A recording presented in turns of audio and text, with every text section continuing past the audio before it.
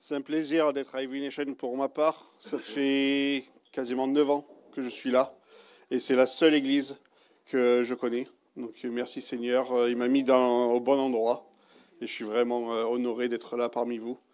Donc bonjour à tous pour ceux que je n'ai pas vus avant le culte. Du coup, nous sommes toujours sur notre série Au secours, c'est Noël. Au secours, à l'aide. Mayday, nous avons besoin d'aide. Le bateau coule. Et Dieu, quand il a créé l'univers, il n'y avait que ténèbres et abîmes. Et à partir de là, il a fait la lumière. Et Dieu nous appelle à être la lumière du monde. Et comme on sait, dans le jardin d'Éden, il y a eu la désobéissance et la trahison d'Adam et Ève. Et à partir de ce moment-là, il y a eu la rébellion et la désobéissance encore et encore. Mais Dieu est tellement fidèle et amour, il a pourvu bien des choses pour son peuple. Lorsque le peuple était en esclavage, Dieu est intervenu, il les a libérés. Quand le peuple de Dieu était dans le désert, Dieu les a ramenés à la terre promise. Parce que Dieu prend soin de sa création. Il prend soin de nous. Mais notre nature pécheresse est toujours là. C'est toujours un problème. On essaye de faire notre meilleur, mais par notre nature, nous avons des problèmes. Mais Dieu, dans son plan magnifique de rédemption, a envoyé son Fils unique. Et il n'a pas envoyé dans un joli monde. Il a envoyé dans un monde de ténèbres, dans un monde déchu, un monde qui est complètement tourné contre lui. Et comme Théa a partagé semaine dernière, Jésus est né de Marie, donc Jésus est issu d'une vierge. C'est un miracle. Personne d'autre a enfanté un enfant depuis le Saint-Esprit. Dieu fait des miracles et il faut que l'on voit des miracles dans nos vies. Ça fait partie de l'appel de Dieu dans nos vies. Si nous ne voyons pas des miracles, nous devons le demander à Dieu. Qu'est-ce qu'un miracle ? C'est quand les lois physiques nous empêchent d'avancer plus loin. On est bloqué, mais Dieu intervient à ce moment-là et il accomplit quelque chose d'extraordinaire. Dans ce cas-là, c'est la naissance de Jésus. Mais il peut intervenir dans bien des manières, parce que Dieu, c'est lui le Créateur, et il n'a aucune limite. Si on a l'habitude de voir Jésus intervenir de telle manière dans nos vies, c'est super, mais Dieu peut intervenir dans bien d'autres manières. Il peut intervenir au travers de son corps, l'Église, mais il peut aussi intervenir au travers de parfaits inconnus, et même des non-croyants. Donc ne limitez pas l'amour de Dieu et le plan qu'il a pour vous. Restez ouverts à ce que Dieu veut faire dans votre vie. Jésus, qui fait partie de la Trinité divine, a quitté son royaume pour venir humblement dans notre monde pour en être la lumière. Il est né dans une mangeoire, dans une étable. C'est le plus humble possible. Il a quitté son trône de gloire et il est venu simplement dans une mangeoire. Qu'est-ce que veut dire Noël ? Je me suis posé la question lors des préparatifs de mon message. Je ne m'étais jamais posé la question, pour être honnête avec vous. Et en fait, c'est l'un des seuls mots gaulois de la langue française. La langue française est une langue latine, mais Noël, c'est gaulois, qui est une composition de deux noms. C'est Noyo et El, qui veut dire nouveau soleil. Donc c'est pour célébrer en fin décembre le soleil d'hiver. Voilà d'où vient Noël, le nom de Noël. Les chrétiens, qui étaient à l'époque en majorité à cette époque, c'était du coup une fête païenne, mais comme ils étaient en majorité, ils ont tourné ça pour célébrer la naissance de Jésus. Parce que quand il y a un nouveau soleil, il y a un nouveau départ, il y a une nouvelle saison. Et Dieu veut qu'on l'honore dans chaque chose. Et on sait très bien que ce n'est pas le 25 décembre qu'il est né, mais peu importe. Le tout, c'est d'avoir une date et de célébrer que Dieu a envoyé son Fils pour nous sauver. Est-ce que c'est grave d'avoir mis Noël sur une fête païenne ? Je ne pense pas. Parce que du coup, tout le monde a oublié c'était quoi la fête païenne aujourd'hui. Et tout le monde sait dans le monde que c'est pour Jésus. Donc c'est une victoire pour Dieu. Et nous, en tant que peuple de Dieu, on est là pour être la lumière et on est là pour proclamer pourquoi nous fêtons Noël. Nous sommes les ambassadeurs, nous sommes les représentants, et c'est notre devoir de faire savoir pourquoi nous fêtons Noël. Est-ce que les traditions de Noël sont tournées vers Jésus du coup? Nous allons voir ça ensemble. Les traditions de Noël n'est pas né avec le christianisme. Le terme Noël en tant que tel n'est attesté qu'au XIIe siècle. C'est vieux, ce terme de Noël. Au cours du IIe siècle, la chrétienté cherche à déterminer le jour de naissance. Et ils se sont mis d'accord pour le 25 décembre. Donc, en tradition de Noël, nous avons les cadeaux. Ça n'a rien à voir avec les rois mages qui sont venus apporter de la myrrhe, de l'or et de l'encens. Ça, c'est l'épiphanie, c'est pour le 6 janvier. C'est la fête à côté. Merci Seigneur pour les enfants pleins de vie, pleins de joie, qui sont pleins de ton esprit, Seigneur. Dans la Rome antique, les fêtes des Saturnales étaient l'occasion de s'échanger des petits présents, notamment des figurines en terre cuite, comme des santons. À partir du XIIe siècle est apparue la tradition de Saint-Nicolas, qui, le 6 décembre, venait apporter des friandises aux enfants sages, ou du charbon aux mauvais enfants. Et pour ceux qui étaient sages, c'était des fruits secs, des pommes, des gâteaux, des bonbons, des chocolats, des pains d'épices. Au XIXe siècle, les enfants recevaient une orange, parce que c'était signe de prospérité. On voit dans tous ces cadeaux que c'est pour faire plaisir.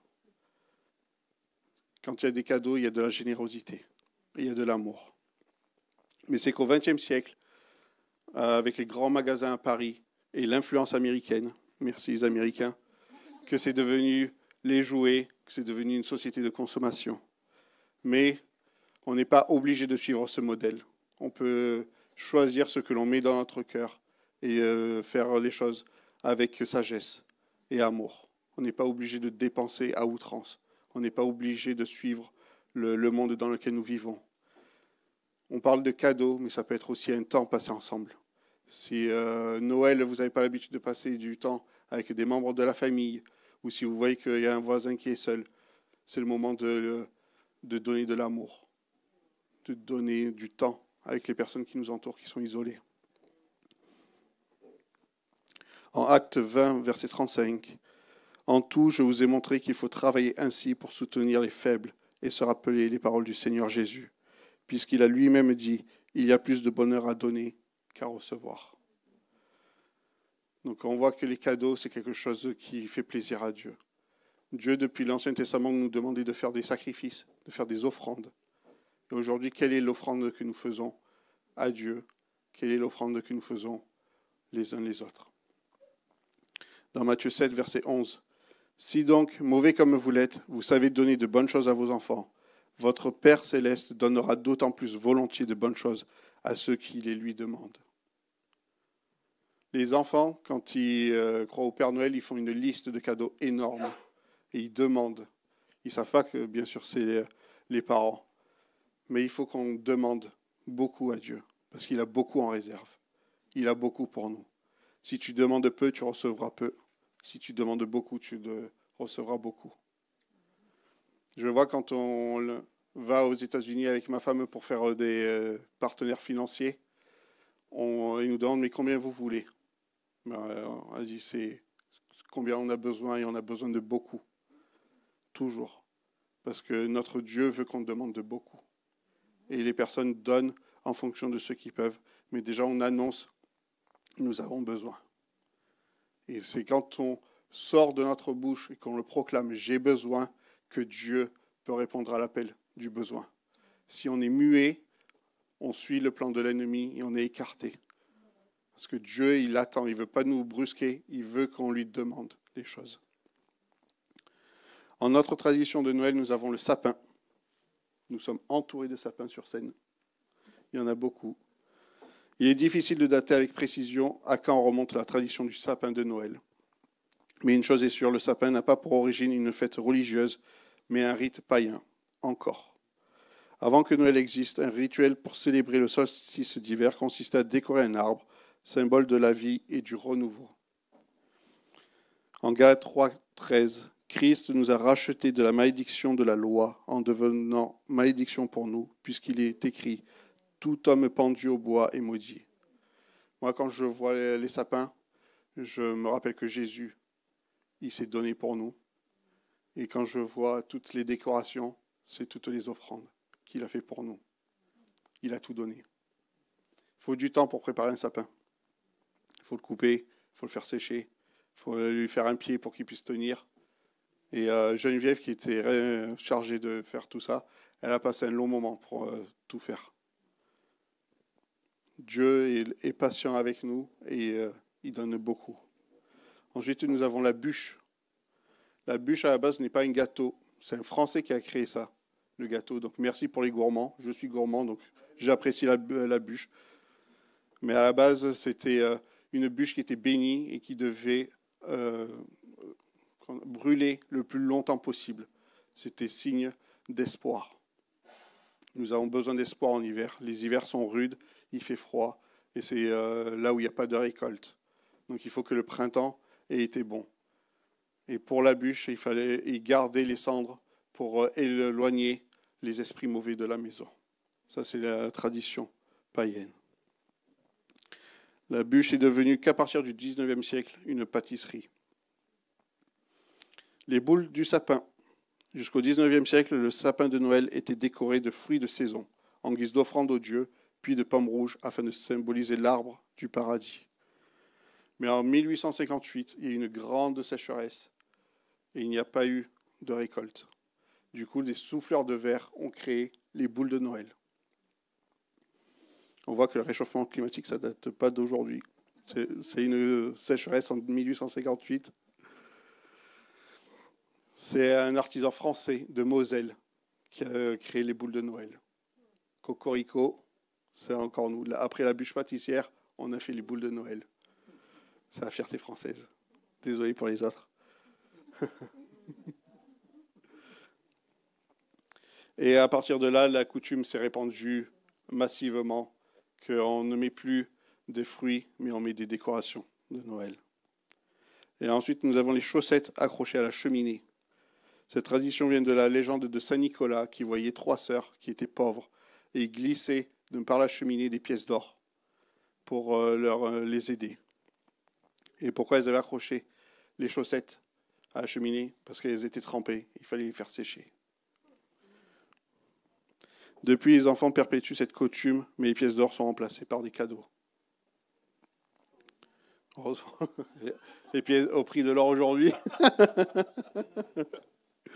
Par-dessus tout, veille soigneusement sur ton cœur, car il est à la source de tout ce qui fait ta vie. Proverbe 4, verset 23.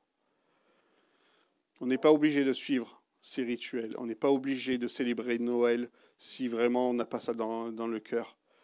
Mais il faut faire les choses avec l'alignement de notre cœur. Si on ne veut pas mettre un sapin à la maison, mais qu'on veut mettre une croix, ou on ne veut rien mettre, libre à nous. Mais il faut faire ça avec le cœur. Et il faut faire attention à notre cœur. Pourquoi je n'aime pas Noël? Pourquoi je suis le Grinch de Noël? Pour ceux qui connaissent. Ou Scrooge, il y a d'autres significations. Est-ce que c'est parce que je suis seul? Parce que j'ai eu des difficultés les mois passés? Pourquoi je n'aime pas cette saison de Noël? Est-ce que ça me rappelle quelque chose qui est difficile? Est-ce que ça me rappelle que je manque mes parents? Que je manque quelqu'un? Dieu, il est venu dans ce monde pour être la lumière et pour nous porter secours. Si vous avez le cœur lourd, demandez beaucoup à Dieu.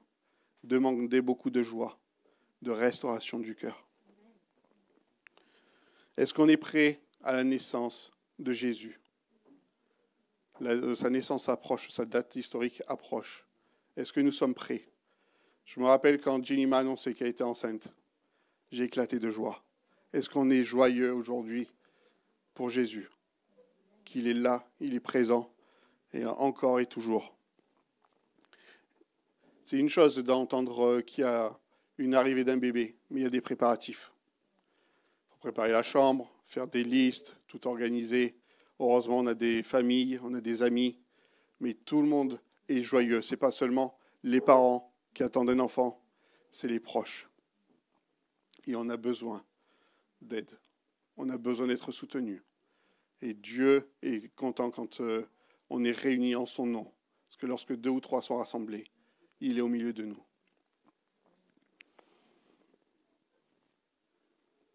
Est-ce que tu vis des conflits dans ton mariage, ton boulot, ta famille, et c'est ça qui t'empêche de célébrer correctement l'arrivée de Jésus?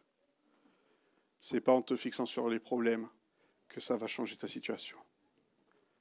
Dieu veut intervenir avec ton consentement dans ta vie, là où tu es.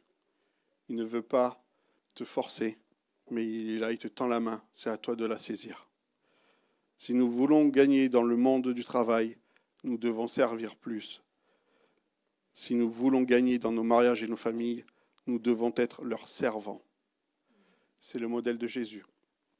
Quand Jésus est rentré à la maison avec les disciples, la coutume était de retirer ses chaussures, de ses sandales, parce qu'elles étaient sales, parce que les rues étaient insalubres à l'époque. Et il fallait que quelqu'un se dévoue pour laver les pieds. Ni Jean, ni aucun autre disciple n'a voulu le faire, parce qu'il trouvait ça ingrat. Et Jésus, lui, s'est abaissé. Il s'est agenouillé devant ses disciples. Dire, je vais m'en occuper. Ils avaient honte. Ils disaient, Seigneur, tu ne peux pas faire ça. Et il dit, si, parce que je suis là pour toucher ton cœur. Je suis là pour te servir au plus profond. Et si je ne peux pas te nettoyer l'extérieur, comment je pourrais te nettoyer de ton intérieur?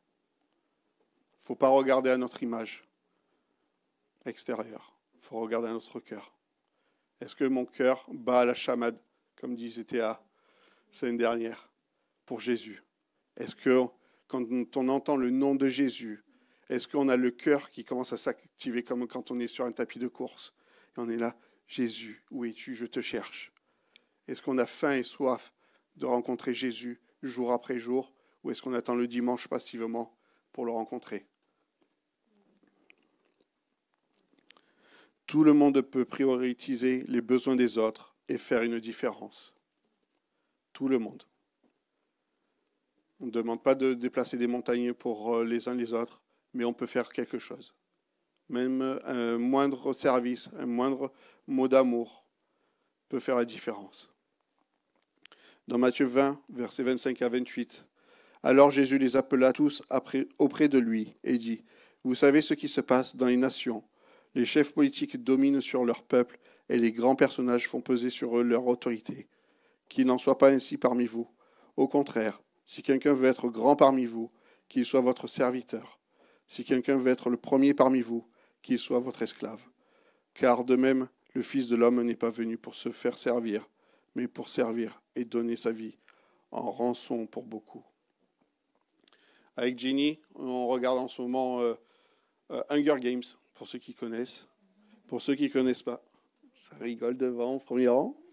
Il y a des personnes qui connaissent. Les riches oppressent les pauvres par la peur. Et dans le film, ce qui fait commencer la révolte, c'est l'espoir. Parce que l'ennemi de la peur est l'espoir.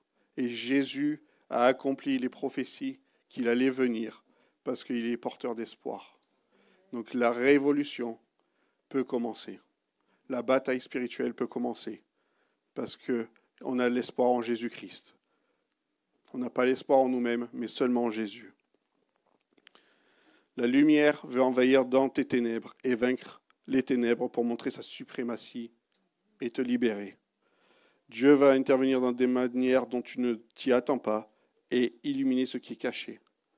Si on est confortable avec les problèmes de nos vies, au moment où Dieu va mettre la lumière dessus, ça va nous étirer, ça va nous faire mal. Mais c'est pour qu'on soit libéré. Dieu veut qu'on se détache des ténèbres qui sont dans nos vies, des ombres qui sont dans nos vies, des mauvaises routines qui sont dans nos vies, des cercles qui se répètent. Il y a des changements que nous devons faire aujourd'hui qu'on ne voulait pas faire avant. Si on veut rester la même personne hier et aujourd'hui, le Seigneur va le respecter, mais Dieu va continuer à faire son plan, avec ou sans nous. Donc Dieu veut on se libère, on se décharge. Celui qui a un fardeau lourd, il vient au Seigneur, il le dépose à la croix et il aura un fardeau léger. Quand l'amour est porté par un chef, ses attitudes, motivations, comportements, actions et efforts sont incorruptibles et indestructibles. Jésus n'a jamais failli. C'est le chef d'amour. Nous avons souvent cette image de Jésus dans la crèche, dans la mangeoire. Il est petit, il est mignon, il a un agneau autour du cou. C'est sympa, c'est mignon. Il est là pour les malades, il est là pour les pauvres. Mais Jésus, il est ça, mais pas que. Jésus n'est plus dans la mangeoire. Jésus, il a grandi, il a fait son ministère. Il a chassé des démons, il a confronté les autorités dans le monde dans lequel il était. Il a ressuscité de la mort. Quelle puissance! Quelle puissance notre Seigneur il a. C'est le seul être ressuscité de la mort. Aucun autre Dieu de n'importe quelle croyance n'a réussi à faire ça. Et c'est par amour qu'il a accompli le plan parfait de Dieu. Il aurait pu se désister et dire non, Père, c'est trop, j'abandonne, trouve quelqu'un d'autre. Mais c'était la seule solution. C'était la seule solution que Jésus il aille à la croix parce que c'était le seul qui n'était pas humain à 100%. Il était 100% homme, 100% divin. Et c'est par sa sainteté que c'était le seul sacrifice qui était nécessaire pour nous sauver encore aujourd'hui. Quand je vois ça, je ne vois pas uniquement Jésus comme un faiseur de paix, mais je le vois comme un leader d'armée, prêt pour la bataille spirituelle. Et un chef d'armée veut que son corps d'armée soit dans les rangs, qu'on soit organisé, qu'on soit structuré, qu'il y ait une stratégie. Quand il y a le Seigneur qui est avec nous, il n'y a pas de désordre. On est avec une vision et on y va. On combat ensemble l'ennemi, on fait face. On ne tourne pas le dos à l'ennemi, on fait face. Et Jésus qui est devant nous mène la bataille. Et par la prière, par le jeûne, par l'amour que l'on se porte les uns les autres, c'est là où on avance le royaume de Dieu.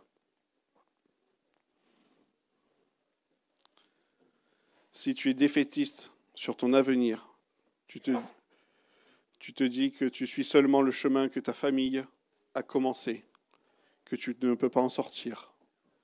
C'est un mensonge de l'ennemi. Dieu a un plan spécifique pour chacun d'entre nous, peu importe ce que la famille a fait auparavant. Les parents font partie du plan de Dieu à leur niveau, mais nous, en tant qu'enfants, nous avons aussi notre part à accomplir. Peu importe si les parents sont au Seigneur ou ils sont contre le Seigneur, peu importe dans quel domaine vous avez grandi, Dieu a un plan de rédemption spécifique pour vous, chacun de vous. L'âme de l'homme n'est pas faite pour porter la déception pour une longue période de temps. Quand on souffre trop, on endurcit son cœur et on n'écoute plus, on ne voit plus, on n'est plus sensible. Je me souviens de 2 fois lorsque Jésus a pleuré. Peut-être qu'il a pleuré plus, mais personnellement, je me souviens de 2 fois. C'était lors de la mort de son ami Lazare et quand il est allé pour la dernière fois à Jérusalem. Pourquoi il a pleuré? Parce qu'il a vu le péché dans le monde. Et c'est par compassion qu'il a pleuré. Par amour pour sa création qu'il a pleuré.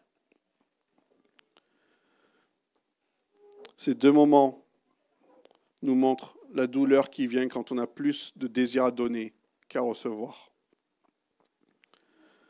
Dans notre relation avec Jésus, tout refus de recevoir ou donner est toujours de notre responsabilité. Mais dans notre relation avec les autres, ça va dans les 2 sens. Jésus est toujours prêt à recevoir et à donner vis-à-vis de nous. Mais nous, envers les uns les autres, c'est une relation qui est plus charnelle. Et il faut être à l'écoute des uns des autres. Si la personne est prête à recevoir ou à donner. Et il faut laisser le temps et la place à la personne. Si on est là et qu'on force les choses pour offrir des cadeaux, pour passer du temps avec la personne, mais que la personne n'est pas réceptive, il faut se mettre en retrait. Et c'est là où la personne va se sentir considérée. Je vois ça avec ma famille, avec des amis. Quand j'appelle ou j'envoie des textos qu'il n'y a pas de réponse, hop, je donne de la place. Quelques jours, quelques semaines, peu importe. Et je retenterai plus tard. Et on voit si, par les prières que je fais, s'il y a une restauration de la relation.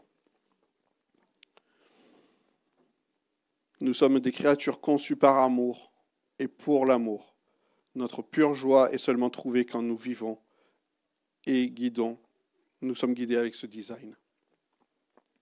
Dans Philippiens 2, versets 3 à 11. Ne faites donc rien par esprit de rivalité ou par un vain désir de vous mettre en avant. Au contraire, par humilité, considérez les autres comme plus importants que vous-même et que chacun regarde non ses propres qualités, mais celles des autres. Tentez à vivre ainsi entre vous, car c'est ce qui convient quand on est unis à Christ. Lui qui était de condition divine ne chercha pas à profiter de l'égalité avec Dieu, mais il s'est dépouillé de lui-même. Il a pris la condition d'un serviteur en se rendant semblable aux hommes, se trouvant ainsi reconnu à son aspect. Comme un simple sommeil s'abaissa lui-même en devenant obéissant, jusqu'à subir la mort. Oui, la mort sur la croix. C'est pourquoi Dieu l'a élevé à la plus haute place et lui a donné le nom qui est au-dessus de tous les noms, pour qu'au nom de Jésus, tout être s'agenouille dans les cieux, sur la terre et jusque sous la terre, et que chacun déclare « Jésus-Christ est Seigneur à la gloire de Dieu le Père ».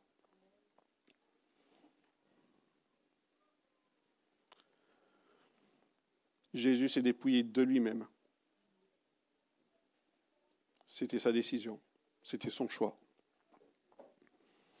À nous de faire de même. Est-ce que c'est mon choix de fêter Noël? Si on n'a pas le cœur de fêter Noël, qu'on attende.